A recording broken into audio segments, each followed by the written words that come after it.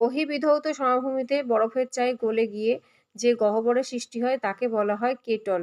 হিমবাহ ও জলধারার মিলিত কার্যের ফলে প্রান্তগ্রাবরেখার বাইরে যে সমভূমি সৃষ্টি হয় তাকে বলা হয় বহির্বিধৌত সমভূমি। হিমবাহ ও পর্বতগাত্রের মধ্যে যে ফাঁক দেখা যায় তাকে বলা হয় বাকস্টুন।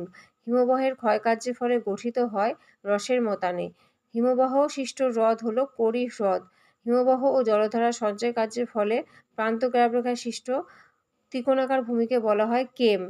ডিমের ঝুড়ি ভূমিরূপ লক্ষ্য করা যায় বা দেখা যায় হিমবাহের ক্রিয়ার ফলে। মহাদেশীয় হিমবাহের বরফমুক্ত পর্বতশৃঙ্গকে বলা হয় নুনাটক্স। ফিওরের দেশ বলা হয় নরওয়েকে। কোরি কোরি নামক ভূমিরূপকে ফরাসি ভাষায় বলা হয় সার্ক।